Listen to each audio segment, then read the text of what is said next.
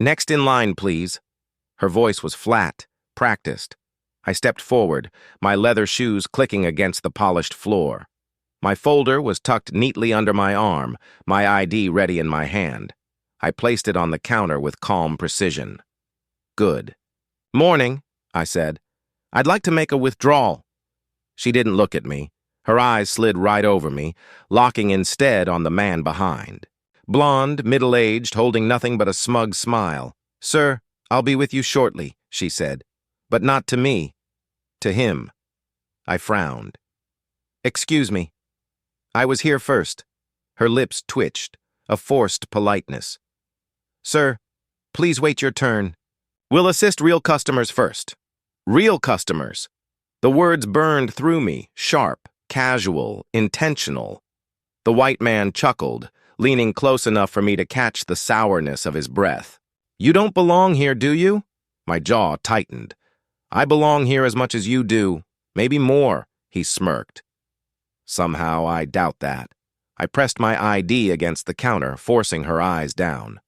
My name is right there, CEO, founder. This is my account. Finally, she looked. A glance, then a scoff. That doesn't prove anything. We need to verify with management. Her tone was sharp now, almost annoyed, as if my presence itself was an inconvenience. The man behind me muttered, just loud enough. Must have stolen it. My chest burned. Say that again. He raised his hands, feigning innocence. Hey, just saying what everyone's thinking. I looked around, searching for even one sympathetic face in the line.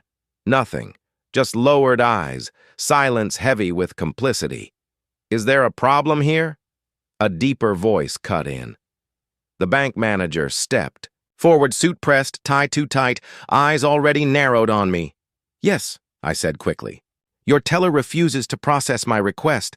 I've provided ID. She's ignoring me. The teller crossed her arms. He became agitated, sir. I was simply asking him to wait his turn. That's a lie, I shot back. She skipped me. For him. The manager's gaze flicked to the man behind me, who gave a small, pitiful shrug. She was just doing her job, he said smoothly. I felt my voice rising. Doing her job? By humiliating me? By calling me less than a real customer? The manager sighed, pinching the bridge of his nose. Sir, you're disturbing the environment. Please leave. For a moment, I couldn't breathe. Leave? I repeated, barely above a whisper. Yes, he said, louder this time. This is a place of business. You're making a scene. A scene. That's all they saw. Not the insult, not the mockery, not the open dismissal. Just me, standing up for myself. I laughed, bitter and hollow. Of course, because a black man speaking is always a scene. The teller shook her head, muttering, This is ridiculous. I pressed my palm against the counter, leaning forward. You think because you can erase me here, you erase who I am? You have no idea who you're speaking to. The manager's voice snapped like a whip. Enough. Security! 2 words, and I felt the shift. Heads turning, whispers rising, shame crawling up my neck like fire. The white man smiled wide now, satisfied. Guess they showed you your place. My throat tightened. I wanted to scream, to fight, to drag the truth out of every smug mouth in that room. But all I could do was stand there, my ID still on the counter, the words CEO glinting under fluorescent lights, meaningless to them.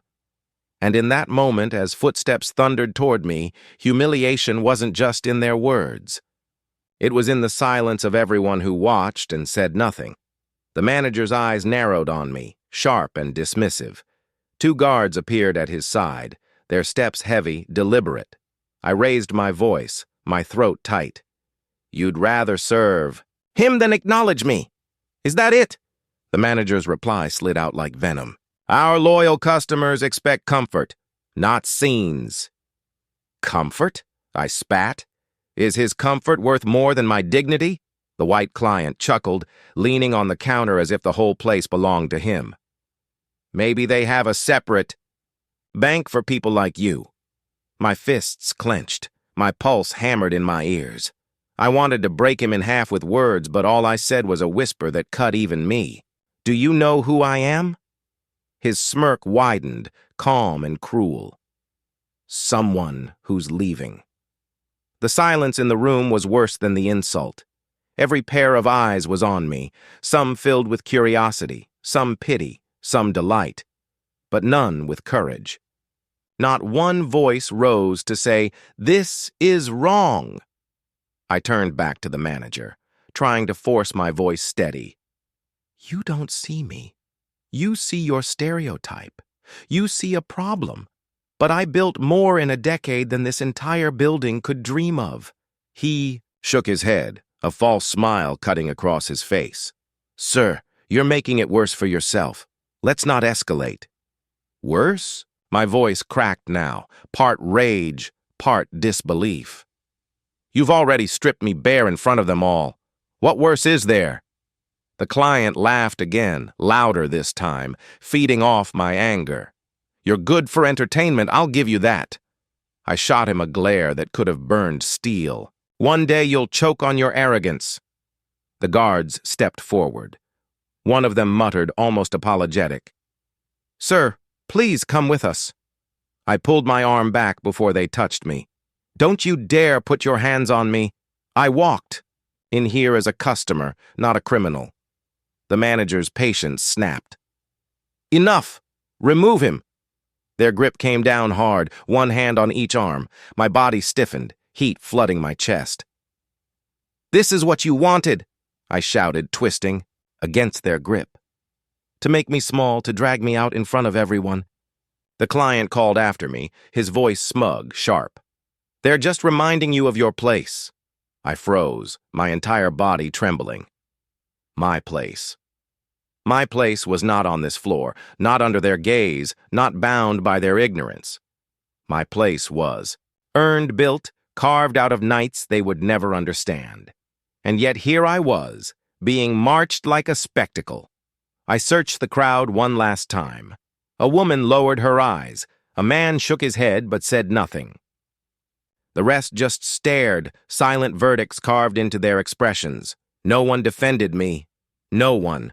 The guard's grip tightened as whispers rose around me, sharp cutting fragments. Must have done something wrong. Always causing trouble. Shameful. Others softer, almost guilty. Poor man. This isn't right. Someone should stop this. But no one did. As they dragged me toward the glass doors, I forced my voice out one last time, raw and jagged. Remember this moment. Remember what you've done. Because one day, you'll answer for it. The manager's voice followed me, out, calm, unbothered. Good day, sir. And with that, I was shoved into the sunlight. Not as a man with power, not as a CEO with an empire, but as nothing. Nothing in their eyes. Removed, like I was nothing. I sat on the cold steps, my chest tight, breath refusing to come steady. My phone buzzed again in my hand, the vibration digging into my palm like it wanted to wake me from a nightmare I couldn't shake. I pressed answer. Sir? My assistant's voice cracked through the line, tense, impatient. The board is waiting. Everyone's in the conference room asking where you are. I swallowed hard, my throat raw. They dragged me out, I whispered, the words tasting like ash. Like I was a criminal. Silence filled the line, then a sharp intake of breath. What? She hissed. They what? They put their hands on me, I said, staring at the glass doors behind me. I could still feel the guard's grip burning into my arms. In front of everyone. Not one person spoke up. Her voice trembled with fury. This isn't just personal, sir. This is war. Do you hear me? They tried to humiliate you. I closed my eyes. Her words cut because I knew they were true. And yet I felt so small in that moment. War feels useless when you've already been stripped in public. Footsteps scraped against the concrete. A man passing by glanced at me, shook his head, and muttered under his breath, Always making it about race. My head snapped up, my voice sharp. Because it is about race. The words shot out before I could stop them.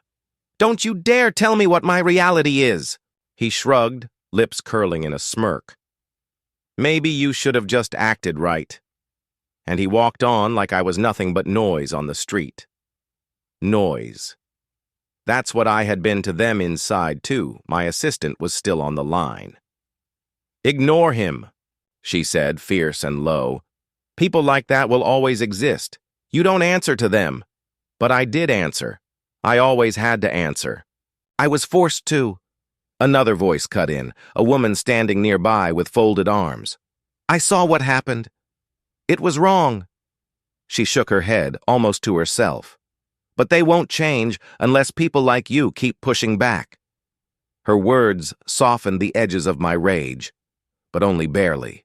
And how many more times do I let them strip me before pushing back breaks me too?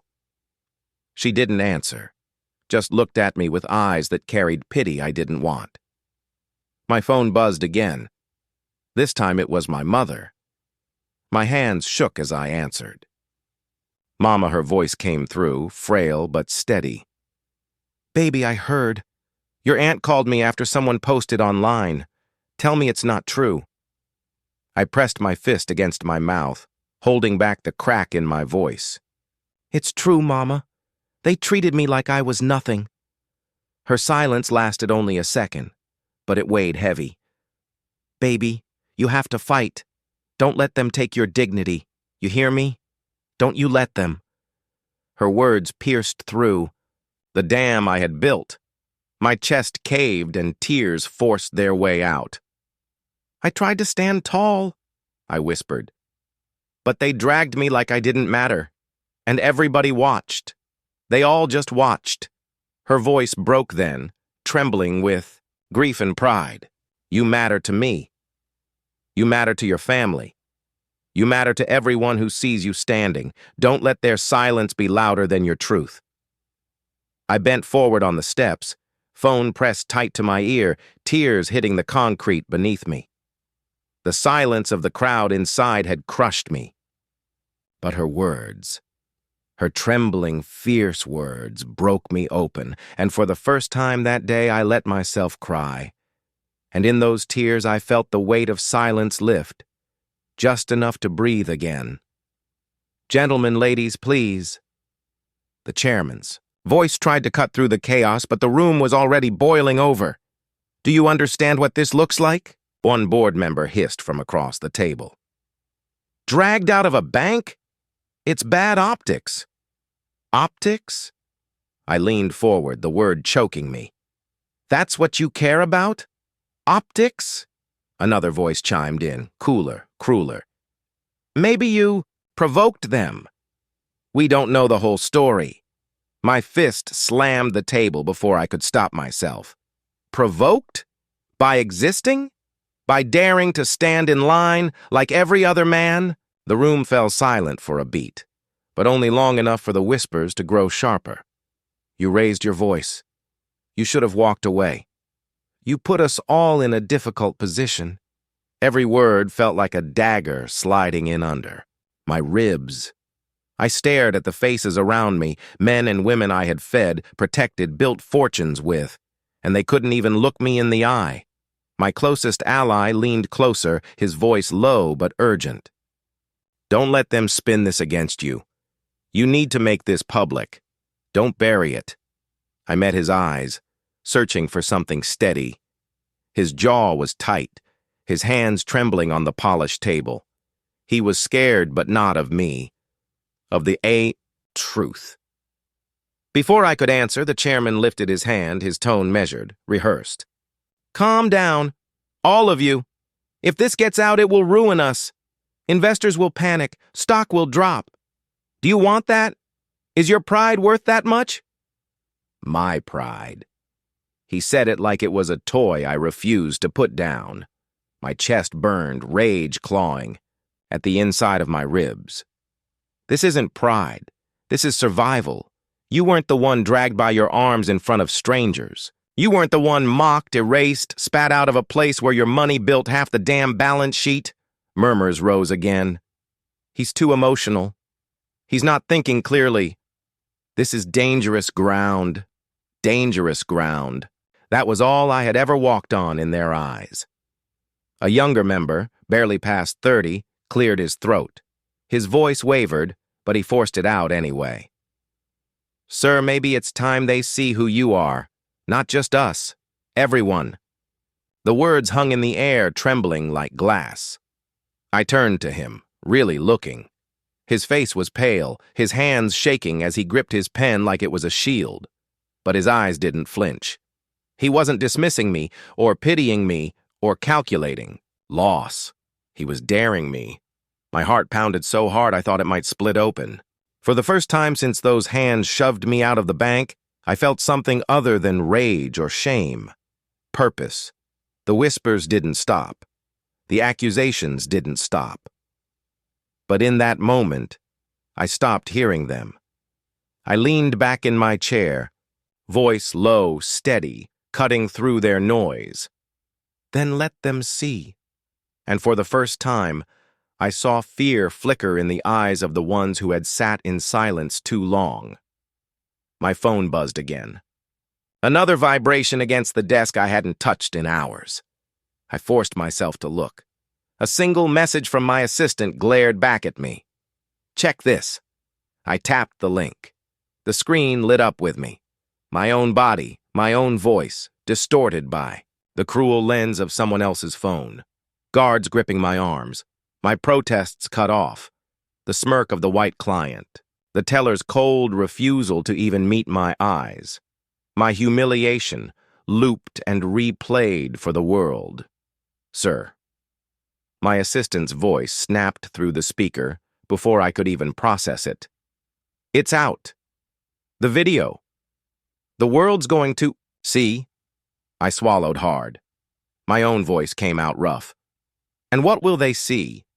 A man dragged out like a criminal, or a man standing his ground? They'll see the truth. His tone was almost proud. This is bigger than optics now. It's undeniable. I wanted to believe him. But then the comments began. My phone vibrated with notifications until it felt like it was burning in my hand. Disgraceful. Typical. He deserved it. Each word cut, sharp and careless, tossed by people who would never know the weight of being me. I whispered to myself, almost too low to hear. I knew they'd twist it. Not everyone, my assistant shot back. Look, there are thousands calling for boycotts, activists demanding accountability. People are on your side. I scrolled further. New voices bled through. This is America in 2025. Shameful. Finally, caught on camera. They can't hide. Stand strong. We're with you. The noise swirled together, venom and solidarity in the same breath. The first reporter found me outside my building. Microphone shoved too close, voice sharp and eager. What do you want now? Revenge? A lawsuit? Blood from the bank? I froze, the question ringing in my head. Everyone wanted anger from me, fire, spectacle. But that wasn't what I wanted. Not truly. My voice came out steady, heavier than I expected. Not revenge. Recognition. The reporter blinked. Recognition? That my dignity has value. That what happened wasn't just an inconvenience, but a wound cut in public view. Recognition that this country still makes men like me prove our worth in places our money already built. For once, silence followed my words. Cameras clicked, pens scribbled, but nobody interrupted. Later, on the street, strangers stopped me. Some offered quiet apologies. I'm so sorry you went through that. They were wrong. Others spat venom to my face. Always making it about race. Play the victim, get the clicks. I clenched my jaw until it hurt. Every encounter felt like a trial, every pair of eyes a jury. My mother's call came late that night. Her voice trembled. Fragile, but fierce. Baby, you were humiliated, but you were not defeated. Don't forget that. They'll try to drown you in their noise, but your truth will rise louder. I pressed the phone to my ear, letting her words anchor me. Mama, the whole world is watching. Every word I say now will either break you or build you, she finished softly. So make them build. I closed my eyes. My assistant's grin, the reporter's question, my mother's trembling voice, all of it circled me. Every voice was a push, forward or back, and in the middle I had to stand. I whispered, more to myself than anyone, the bank cannot escape this storm. And for the first time since the guard's hands crushed into my arms, I believed it. The air in the courtroom pressed heavy against my chest. Every shuffle, every cough echoed louder than it should have. The bank's lawyer rose with a smirk I'd seen before, the kind that always meant dismissal, not debate. This was nothing more than a misunderstanding, he said, smooth as glass. An unfortunate escalation, perhaps, but not malice. My hand gripped the edge of the table until my knuckles turned white. I stood before my lawyer could stop me. A misunderstanding doesn't drag a man out for existing, I snapped, my voice cutting sharper than I intended. The judge's eyes narrowed, his gavel still at rest, but his tone sharp. Mr. Carter, you'll have your turn. For now, let counsel proceed. I sat slowly, my pulse pounding in my ears. My lawyer leaned toward me, whispering low. Breathe. Truth cuts deeper when quiet. The first witness took the stand, the guard who had gripped my arm that day. His eyes darted, avoiding mine. Sir, did you use unnecessary force on Mr. Carter? The judge asked. No, Your Honor, he said quickly. We followed protocol. He was agitated. Agitated? I muttered, heat rising in my chest. I was humiliated. My lawyer pressed his hand gently against my arm. Not yet. The bank's lawyer rose again. Exactly. Agitation. My client's employees acted to de-escalate. I couldn't hold back. By dragging me out in front of customers? By treating me like a criminal in my own bank? The judge's gaze snapped back to me. Mr. Carter, control yourself. You will speak when called. Called. Like a witness. To my own pain. Like my voice wasn't already evidence. The teller was next. Her face stone, her tone colder. Did you refuse Mr. Carter's request that day? Yes. His identification didn't match the account records. That's a lie? I cut in before I could stop myself. My name was on the documents. You saw it. She glanced at me, a flicker of something, fear or guilt. I followed bank policy. Policy. The word clanged in my head like a chain. My lawyer finally stood. His voice was calm, surgical. Miss Daniels, you serve customers daily, correct? Yes. And in all those interactions, how many white clients have you removed under this policy? Her mouth opened, then closed. Silence filled the room. The judge leaned forward. Answer the question. Her voice came out barely above a whisper. None. The quiet in the courtroom shifted then, like everyone exhaled at once, but nobody dared make a sound. A customer stepped up next, called by the bank's lawyer. I was there that day. He was loud, confrontational. My chest burned. Wouldn't you be if stripped of dignity in front of strangers? The man avoided my eyes. I just remember he raised his voice. The judge looked at me this time. Do you dispute that, Mr. Carter? I raised my voice, I admitted, steady now. But not out of violence, out of desperation. I was a black man being told I didn't belong in a building my signature had helped finance. Murmurs rippled across the room. My lawyer leaned in close. Now, say what they won't forget. I stood, my voice low but unshaking. They didn't see a CEO. They saw a black man, and to them, that meant less. The silence that followed was absolute. Not even the judge moved. His face was unreadable, but the weight in the room shifted, heavy on all of them now, not just me. For once, nobody dared call it a misunderstanding. The bailiff called his name, and the manager walked forward. His steps dragged like chains. I had seen this man on polished stages, chest high, voice booming with authority. Now his eyes darted. His hands trembled. The oath ended. Silence wrapped around us. I stood, every muscle tense. "Why did you remove me?" My voice filled the space, steady but heavy. His lips moved, but no words came at first. Then a stammer. I thought—" "You thought what?" My voice cracked sharper, forcing him to look at me. "That my skin made me dangerous, that my presence was offensive, that my chair was too big for someone like me to sit in?" He blinked, his throat bobbing as he swallowed hard. Nothing came, just silence. The silence became its own verdict. The gallery shifted. Breaths caught. A cough echoed. Someone whispered. The judge leaned forward. "Mr. Hale, you may answer the question." His voice was barely there. "I thought it would be best. For the client." I stepped closer, ignoring the warning glance from the judge. "Best for whom? For the man who smirked as I was dragged out?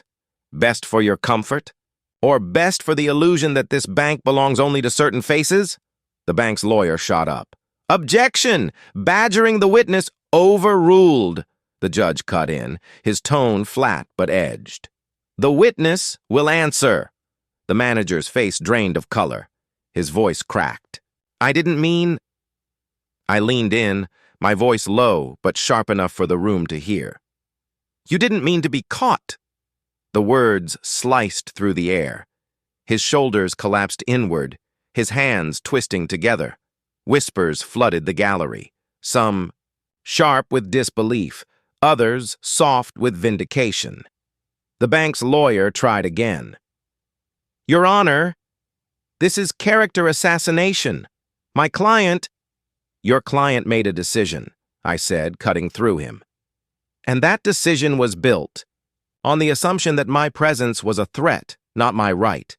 That is not a misunderstanding. That is the architecture of bias." The judge's gaze held me for a moment, hard, unreadable. But he didn't stop me. The manager's lips trembled. His voice faltered, cracked, broke. "I didn't mean—" I let the pause hang long enough for the weight to sink in. Then I said, calm, almost quiet, "You meant every look, every hesitation, every choice. What you didn't mean was for the world to see it." His head dropped. His hands covered his face. The gallery gasped, murmurs rising like a wave, filling the walls of the courtroom.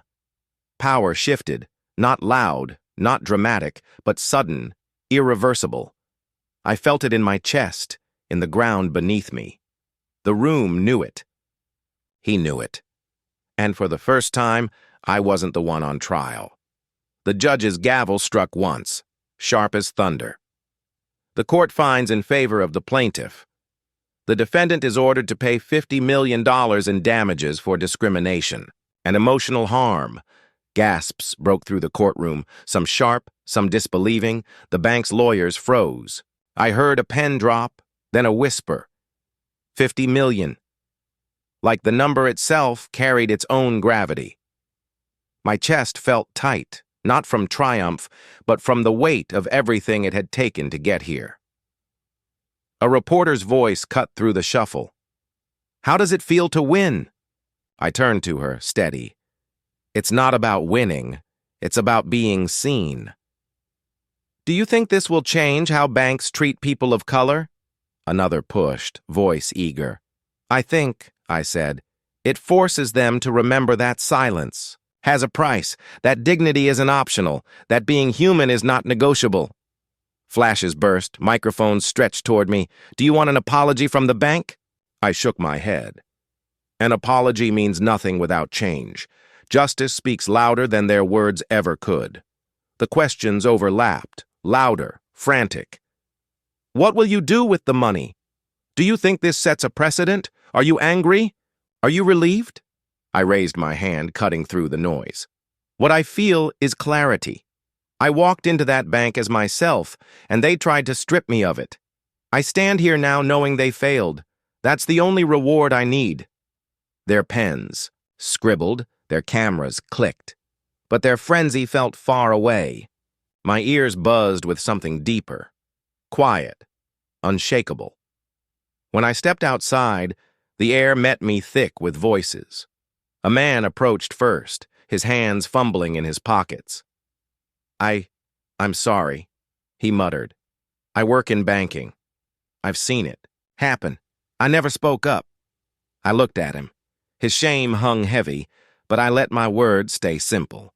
Now you have to. A woman brushed past him, her eyes wet. Thank you, she whispered, touching her chest. For my son? For every time they looked at him like he didn't belong? I nodded. Her gratitude pierced me deeper than the verdict. Another man, jaw tight, sneered as he passed. You people always play the victim! My fists clenched, but I didn't speak. His bitterness was a shadow trying to dim the light, and shadows can't survive the sun. Others came, nods, murmurs, a hand on my shoulder. Not all spoke. Some just looked at me with eyes that said, "We see you now." Then my phone buzzed. "Baby," my mother's voice poured through, soft and trembling. I watched the whole thing. You held your dignity. That's worth more than money. My throat tightened. Ma, my voice cracked, and I swallowed hard. I did it for us. For you. For the boy you raised who refused to bow. Her silence was thick with pride. Then she whispered, "They'll never erase you again." I closed my eyes, letting her words settle into me. When the call ended, I stood in the evening air. The city moved, horns, footsteps, chatter. But for me, the world slowed. The lights glowed against the dark, and the weight I carried lifted, not gone, but transformed. I whispered to myself, my breath steady, almost a vow, they'll never erase me again.